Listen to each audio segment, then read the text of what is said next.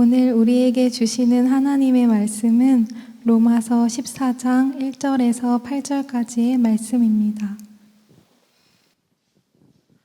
믿음이 연약한 자를 너희가 받되 그의 의견을 비판하지 말라. 어떤 사람은 모든 것을 먹을 만한 믿음이 있고 믿음이 연약한 자는 채소만 먹느니라. 먹는 자는 먹지 않는 자를 업신여기지 말고 먹지 않는 자는 먹는 자를 비판하지 말라. 이는 하나님이 그를 받으셨음이라. 남의 하인을 비판하는 너는 누구냐? 그가 서 있는 것이나 넘어지는 것이 자기 주인에게 있음에 그가 세움을 받으리니 이는 그를 세우시는 권능이 주께 있음이라. 어떤 사람은 이날을 저날보다 낮게 여기고 어떤 사람은 모든 날을 같게 여기나니 각각 자기 마음으로 확정할지니라. 나를 중히 여기는 자도 주를 위하여 중히 여기고 먹는 자도 주를 위하여 먹으니 이는 하나님께 감사함이요 먹지 않는 자도 주를 위하여 먹지 아니하며 하나님께 감사하느니라. 우리 중에 누구든지 자기를 위하여 사는 자가 없고 자기를 위하여 죽는 자도 없도다. 우리가 살아도 주를 위하여 살고 죽어도 주를 위하여 죽나니 그러므로 사나 죽으나 우리가 주의 것이로다. 여러분, 삶의 매 순간마다 여러분의 삶 속에서 계속 맞부딪히는 그런 질문들이 있으신가요?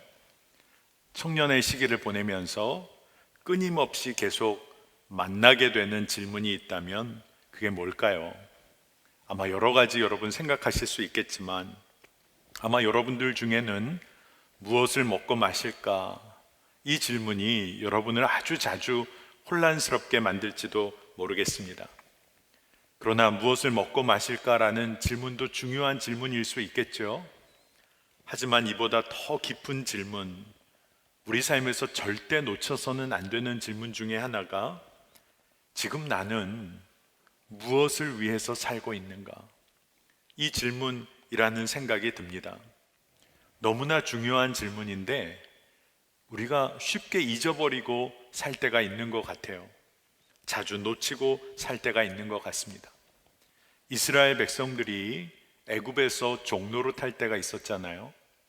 그때 종노릇 하던 이스라엘 백성들에게는 애굽을 탈출하는 것, 출애굽하는 것이 굉장히 큰 목표가 되었습니다. 그렇죠. 종노릇 하는 데서 벗어나는 것, 이것을 놓고 이스라엘 백성들이 아주 부르짖어 기도했던 것을 봅니다.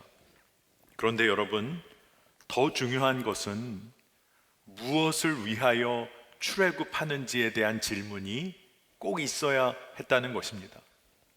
왜 출애굽을 해야 하는지, 무엇을 위하여 출애굽해야 하는지, 이 질문이 이스라엘 백성들에게도 분명히 있었다는 거죠.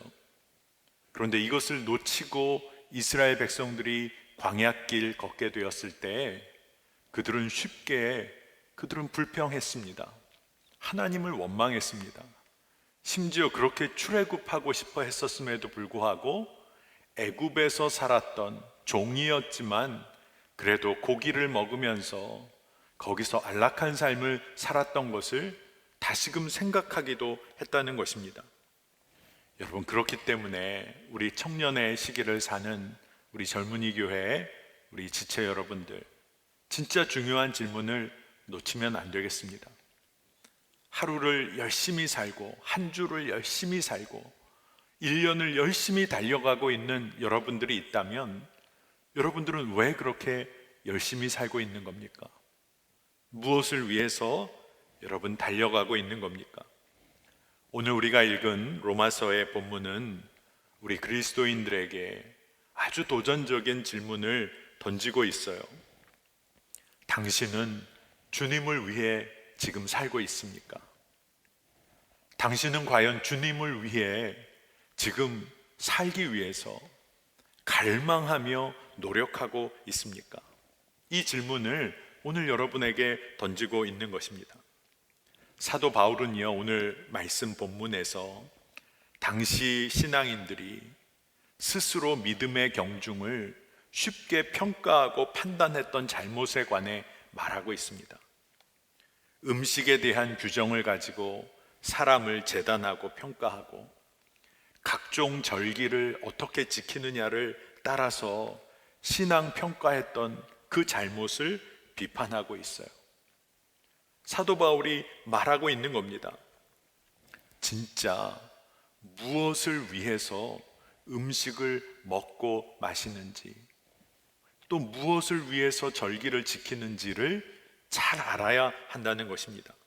3절에 보면 음식 규정 가지고 형제 자매 비판하지 말고 그것 통해 판단하지 말라고 분명히 기록하고 있는데요, 3절 말씀을 봅니다.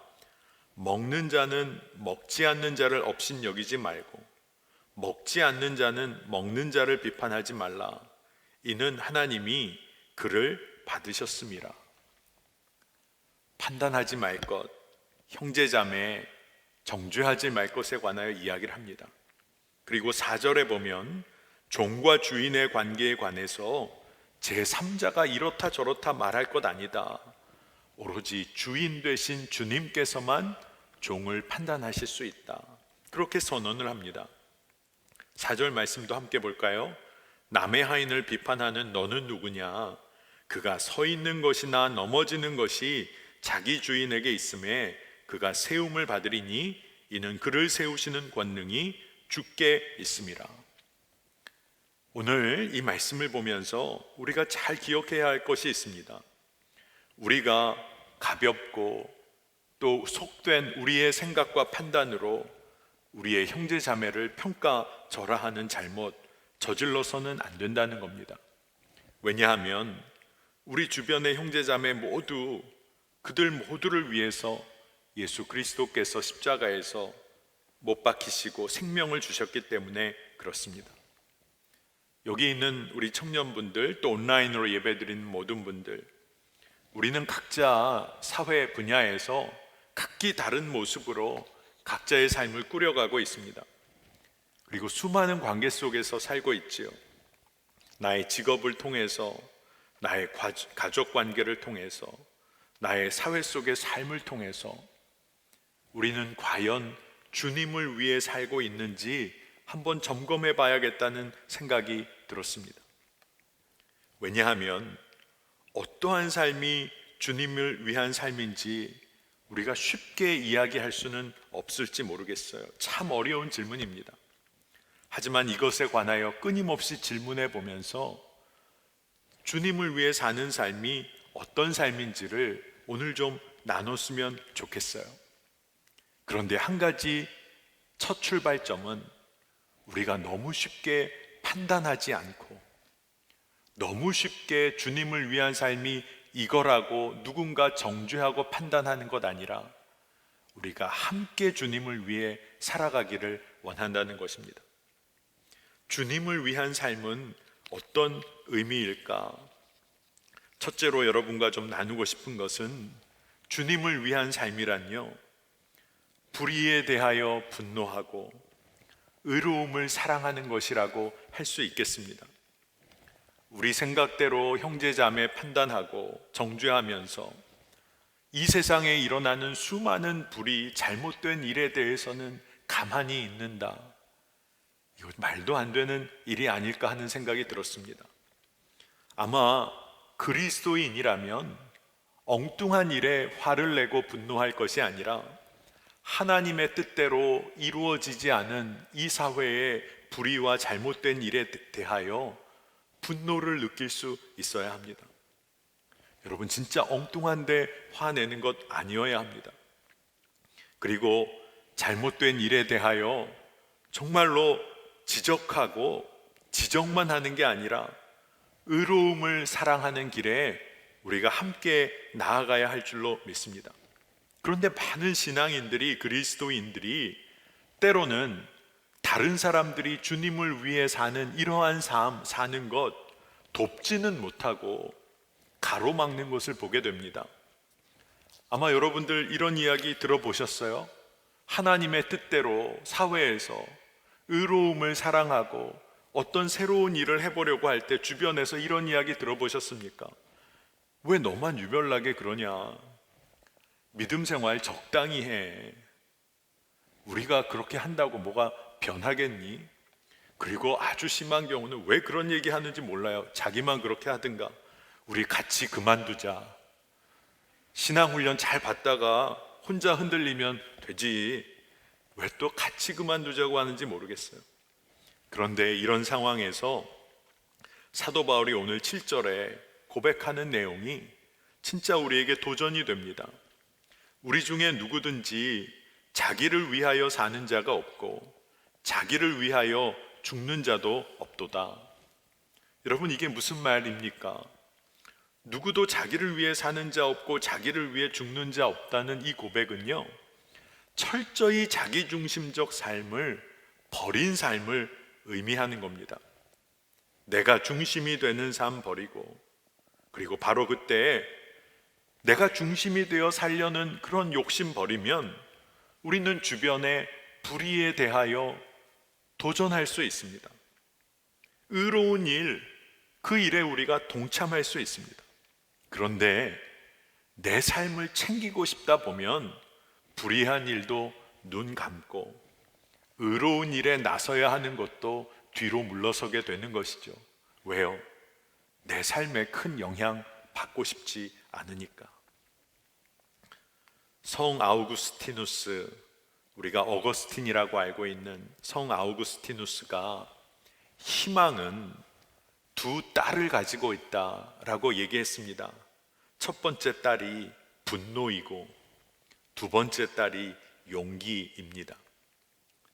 여러분, 사람을 차별하고 많은 사람들이 하나님의 자녀다운 인간다운 삶을 누리게 하는 것 방해하는 세상의 힘이 있다.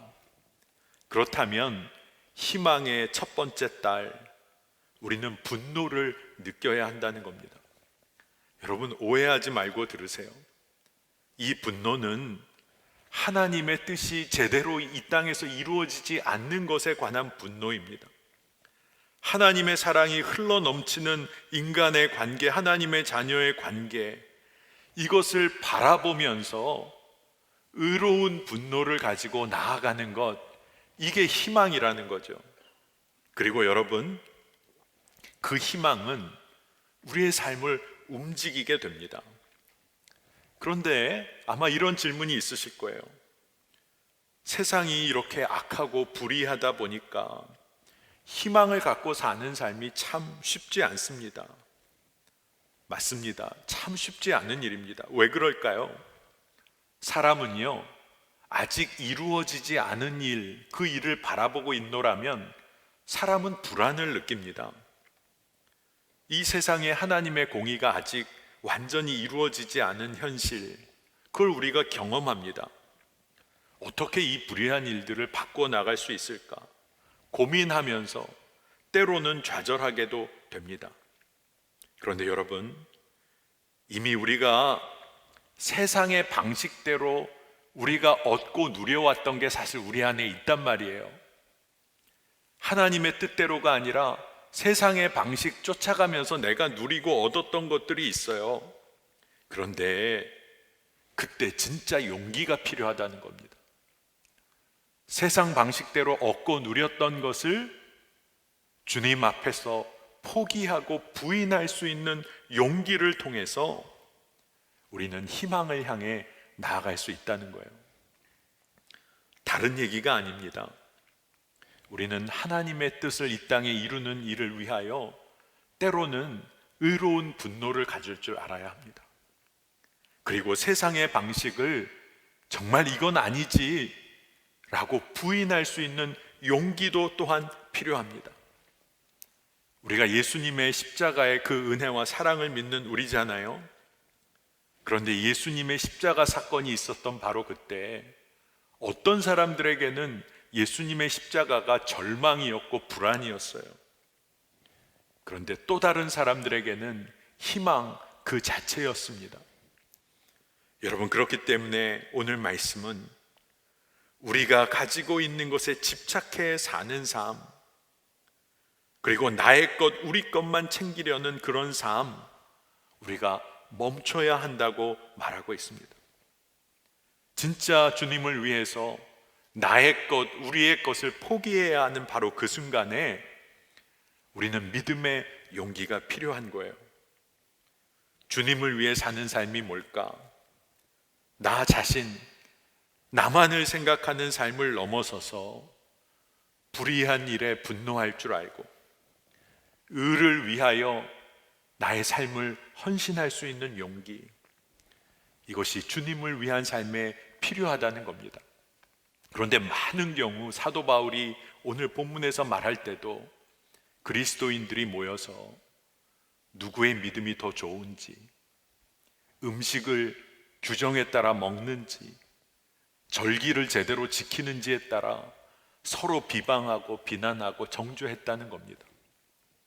그건 주님을 위한 삶이 아닌 것이죠. 진짜 하나님의 뜻을 이루기 위하여 우리의 마음에 갈망이 일어나는 것, 그 주님을 위한 삶, 우리가 놓치지 않기를 원합니다. 두 번째로 주님을 위해 산다는 것은요, 한번 잘 들어보세요. 우리에게 주어진 모든 것들로 인하여 감사하는 삶이라고 할 수 있습니다.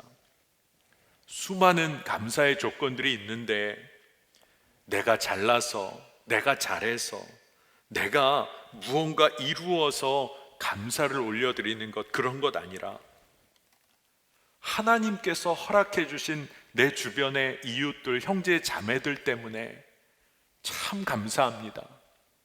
이루어진 모든 일들을 놓고 볼 때 내 주변에 있는 이들, 그들로 인하여 하나님께 감사를 올려드릴 수 있는 삶, 이게 진짜 주님을 위한 삶과 아주 밀접히 연관이 돼 있다는 거예요. 여러분, 내가 잘해서 감사하고 내가 무언가를 이루어서 감사하는 것 아니라 내 주변의 사람들로 인하여 감사할 수 있는 삶이 진짜 주님을 인정하는 삶이 됩니다. 여러분, 한번 여러분에게 이 믿음의 어떤 도전, 지혜를 하나 드릴게요. 여러분 주변 사람들 만나게 될 때 꼭 한번 이렇게 한번 해보세요. 좋은 일이 있거나 무언가 조금이라도 나아진 일이 있다, 그럴 때마다 여러분 옆에 있는 친구, 동료에게 꼭 그렇게 말하세요. 다 당신 덕분이야. 다 너 때문에 잘 됐어. 야, 이 일은 딴 사람 아니라 당신 때문에, 너 때문에 되어진 일이네. 여러분, 이 말이 얼마나 놀라운 고백인지 아세요? 이 말을 여러분이 진심으로 할 수 있게 되면 함께 기뻐할 수 있어요. 함께 감사를 누릴 수 있는 지혜예요. 그리고 더 나아가서 이 모든 일을 예수님이 하셨다, 예수 그리스도로 인하여 올려드릴 수 있는 감사가 내 안에 있다, 이게 삶을 완전히 바꿔놓는 겁니다. 여러분, 예수 그리스도로 인하여 감사할 수 있는 사람은요, 예수 그리스도로 인해 내가 어떤 존재인지를 진짜 누리게 됩니다. 한번 보세요. 예수님으로 인하여 내가 어떤 존재인지를 어떻게 누리게 되죠? 우리가 죄인이지만 의로운 자녀라 여김을 받게 됐어요. 우리는 약하지만 주님으로 인하여 강한 자라고 우리가 말할 수 있게 되었어요. 우리가 홀로 있는 존재이지만 예수님으로 인하여 그리스도의 몸에 속한 자, 교회가 되었어요.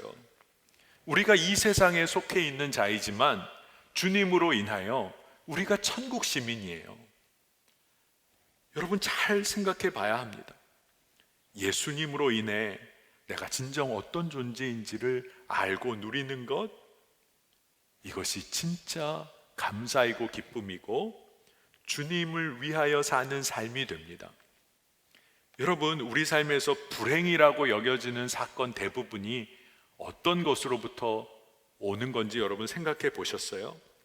대부분의 사람들은 자신이 중요한 사람이라고 인정받지 못할 때 불행을 느낍니다.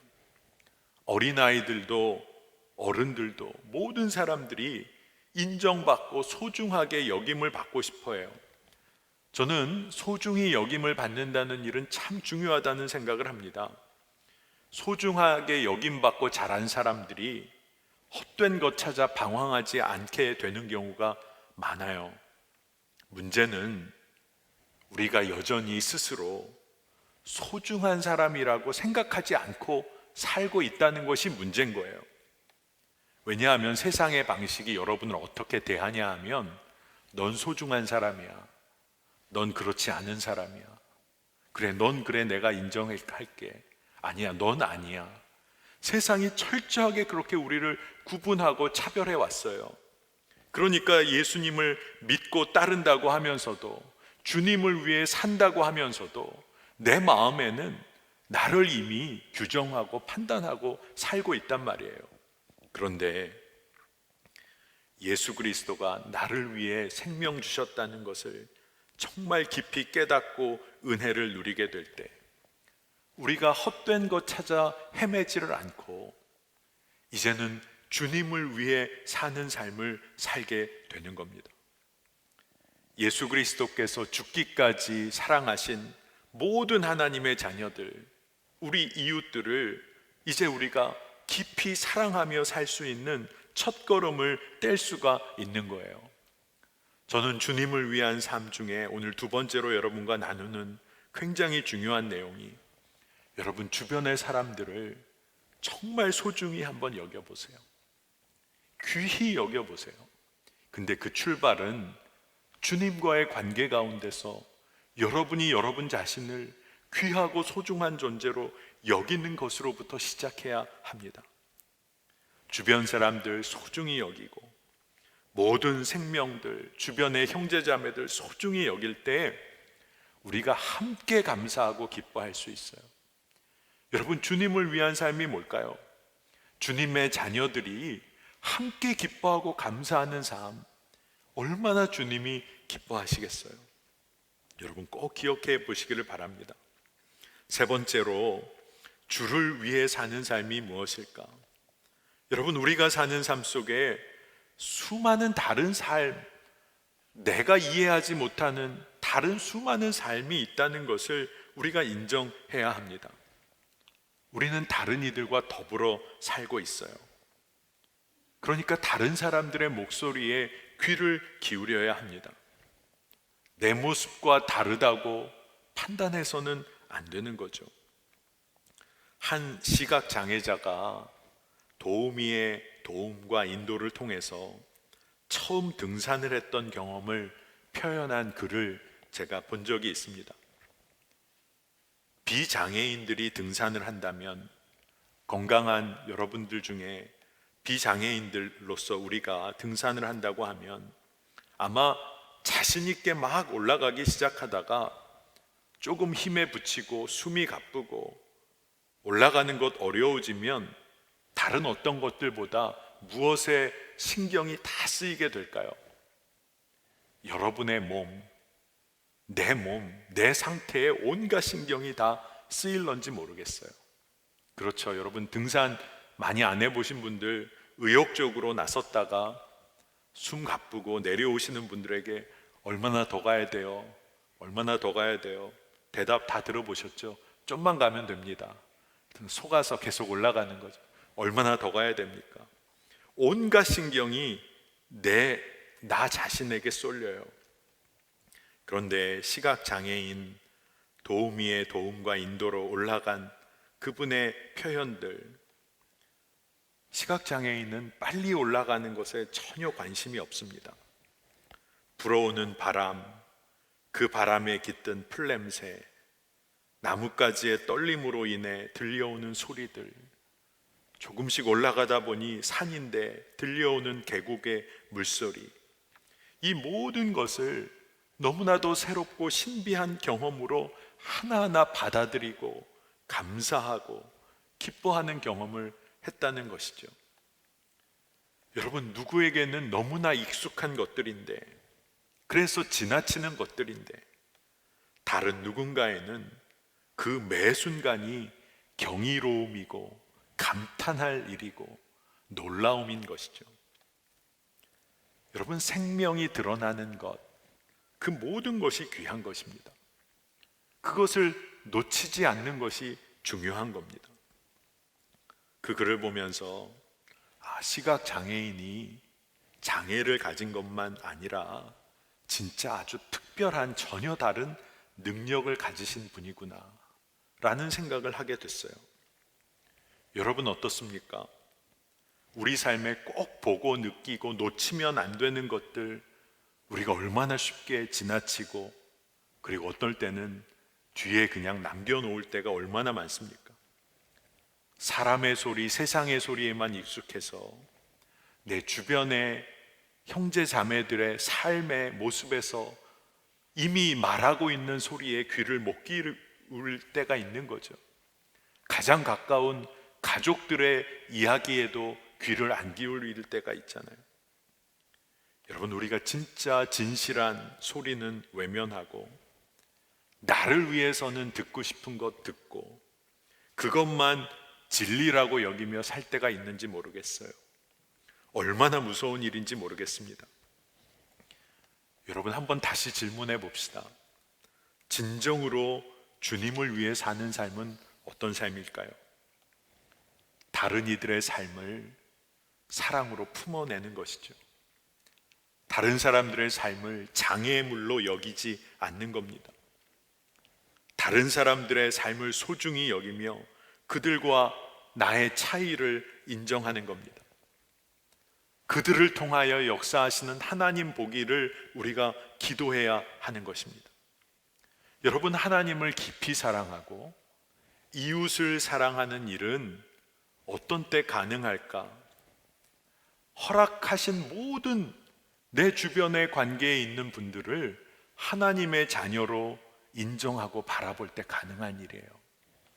여러분, 이게요, 진짜 놀라운 것은 사랑하는 일에 있어서 우리가 언제나 이렇게 나만의 한계와 제한을 쳐놓을 때가 있어요. 그래, 이 사람까지는 내가 사랑할 수 있어. 이 정도까지는 내가 용납할 수 있어. 근데 그것을 뛰어넘는 것이 주님을 위해 사는 삶이에요. 너무나 당연하지만 예수님께서 십자가에서 모든 생명을 위하여 십자가를 지셨는데, 우리는 사는 방식이 너까지는 돼, 너는 들어와도 돼, 넌 아니야. 평생을 이렇게 살아간다는 것은 얼마나 비참하고 안타까운 일입니까? 여러분, 사랑하는 일에 있어서 여러분이 쳐놓은 제한의 벽을 한번 뛰어넘어 보시기를 축복합니다.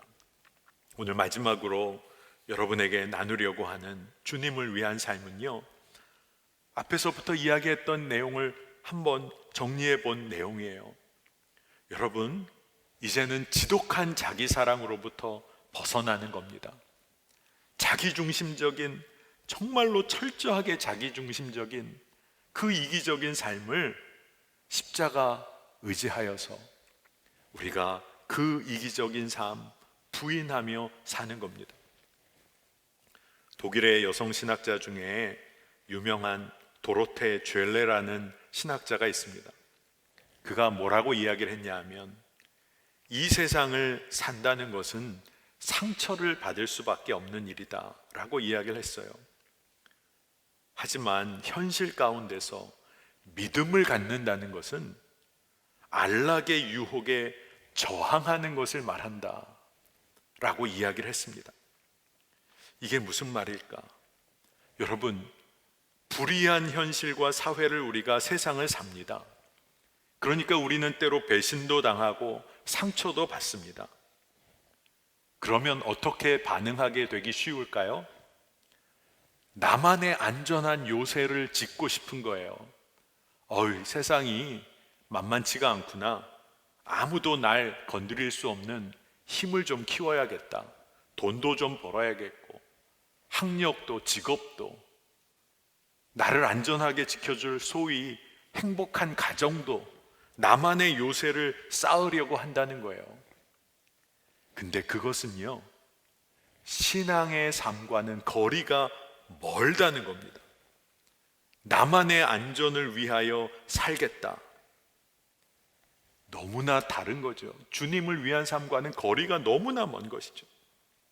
그런데 한번 여러분 상상해 보세요.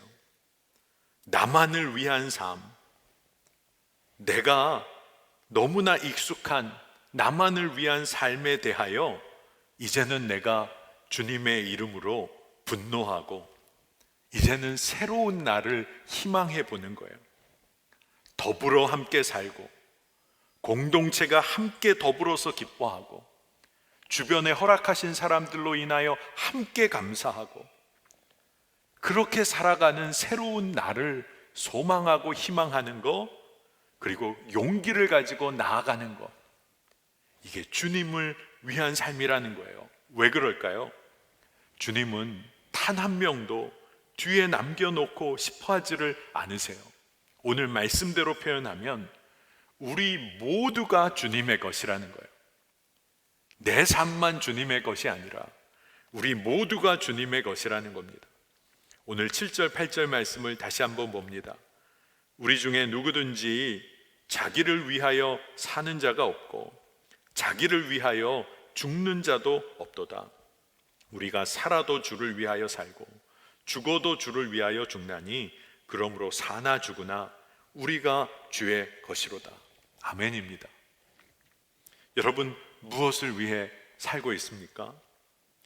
내가 얻고자 하는 직업, 내가 원하는 결혼, 내가 꿈꾸는 장래, 도대체 무엇을 위해서 우리가 그렇게 그 자리에 도달하고 싶어 하는 겁니까? 우리가 진짜 말씀을 기억해야 합니다. 마태복음 6장 33절에 그런즉 너희는 먼저 그의 나라와 그의 의를 구하라. 그리하면 이 모든 것을 너희에게 더하시리라. 여러분, 이제는 우리가 믿음을 가지고 더 이상 방황하지 않아야겠습니다. 주님을 위해 사는 삶, 세상의 불의한 일을 넘어서서 변화를 일으키는 청년으로, 또 생명을 살리는 청년으로 주님만 드러내는 그러한 주의 제자로 서게 되기를 우리가 서로 축복하고 격려하는 그러한 공동체로 서게 되기를 축복합니다. 사나 죽으나 우리 삶이 주님의 것임을 인정하면요, 이제 가야 할 길은 분명한 거예요. 오늘 말씀을 정리하겠습니다.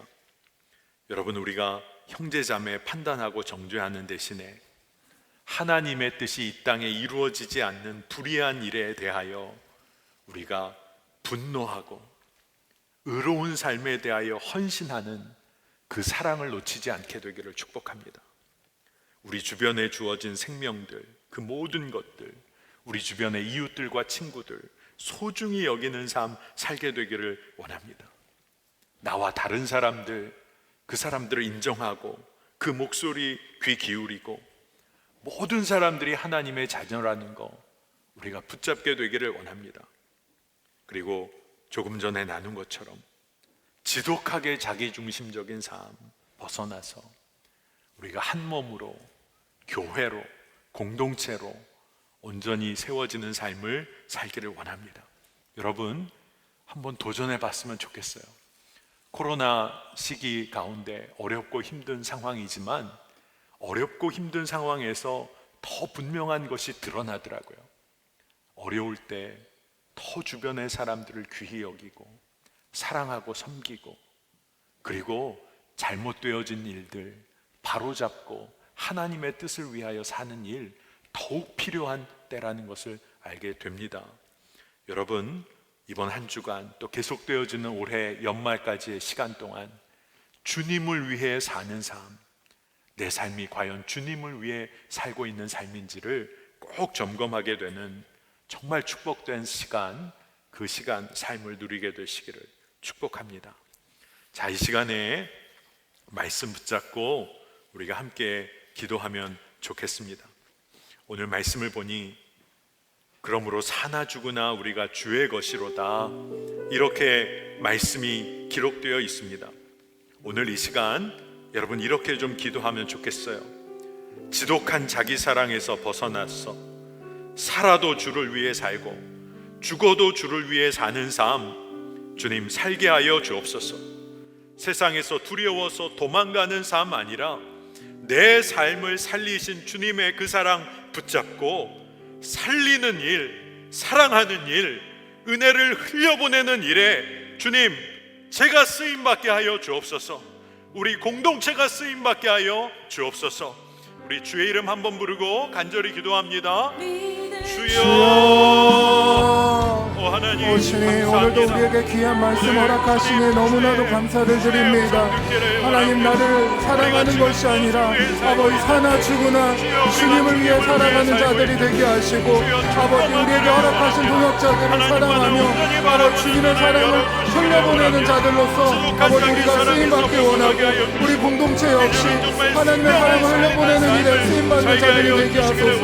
하나님, 우리가 사나 죽으나 주님의 것이 오니 아버지 주를 위하여 살게 하시고 아버지 정말 사랑하며 살아가는 자가 되길 원합니다. 나 자신만을 사랑하는 것이 아니라 나를 위하여 죽기까지 십자가의 피로 흘리신 그 주님의 사랑으로 아버지 우리가 형제를 사랑하고 자매를 사랑하는 자들 되게 하소서.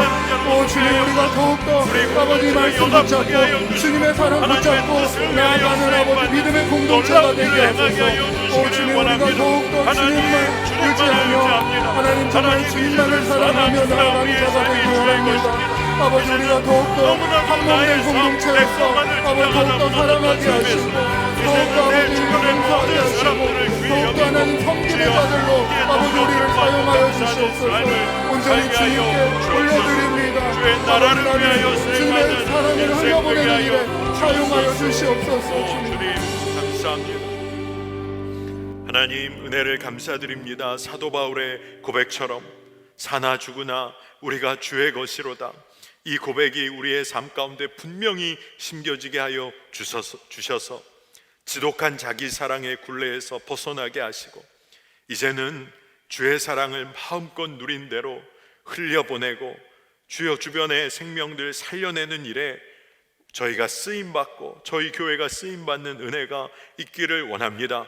청년들이 내 삶, 나의 것, 내가 붙잡는 것에 정말로 그것에 빠져서 헤어나지 못하는 불안과 고독과 죽음까지도 생각하게 되는 그 아픈 굴레에서 우리가 이제 예수 그리스도의 십자가 사랑으로 인하여 자유를 선포하고 이제 하나님 나라를 위하여 쓰임받는 인생 되게 하여 주옵소서. 주님을 위한 삶을 우리가 담대히 살아나갈 때 우리 믿음의 동료들이 연합하게 하여 주시고 그것이 우리의 큰 기쁨이 되게 하여 주실 줄 믿습니다. 하나님 주의 음성에 귀를 기울이게 하시고 담대히 순종할 용기도 주시고 이 세상의 불의한 일에 대하여 의로운 분노를 가지고 하나님의 뜻을 위하여 주여 우리의 삶을 드리는 정말로 헌신이 공동체에서 일어나게 하여 주옵소서. 하나님 오늘도 삶의 어려운 형편 가운데서도 주님만 의지하고 그 은혜에 감사하여 구별된 예물을 올려드린 청년들이 있습니다. 저들의 삶을 붙잡아 주시고 저들의 삶이 하나님 나라를 위한 삶에 정말로 온전히 쓰임받아 그래서 누리는 풍성한 은혜가 넘치게 하여 주옵소서. 재정적으로 어려움을 겪고 있는 우리 청년들도 있습니다. 드릴 것 없지만 저들의 삶을 주께 온전히 올려드리는 청년들의 삶을 붙잡으셔서 하나님 나라를 위하여 하나님 강력하게 주님 사용하여 주옵소서. 어려운 형편 가운데 있는 선교지에 우리 선교사님들과 믿음의 동역자들을 주여 붙잡아 주시고 필요한 재정, 동역자들, 도울 손길들을 주님 허락하여 주시기를 원하며 저희가 이곳에서 함께 기도함으로 나아가게 하여 주옵소서.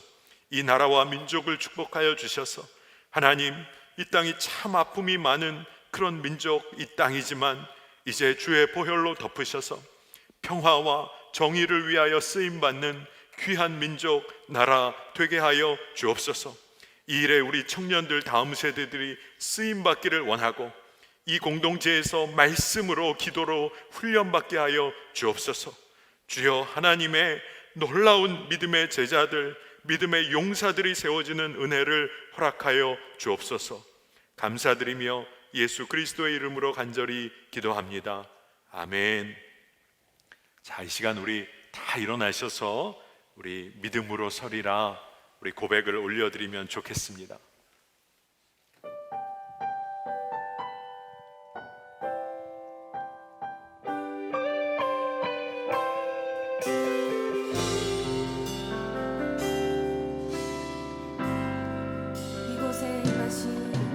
이곳에 임하신 하나님 나라 가난한 마음으로 바라보리라. 먼저 그 나라 그 뜻 구하며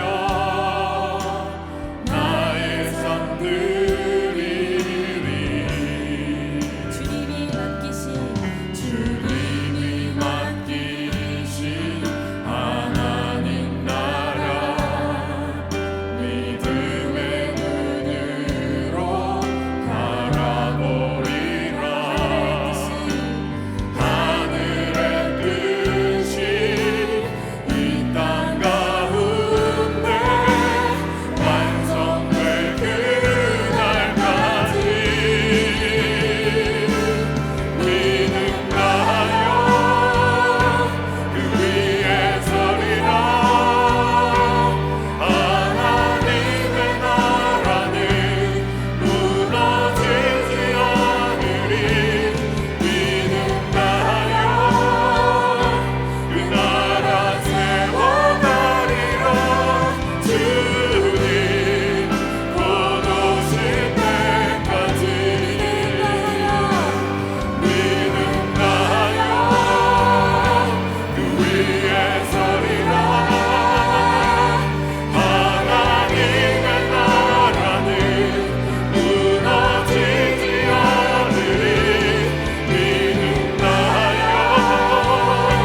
그 나라 세워가리라. 주님 곧 오실 때까지.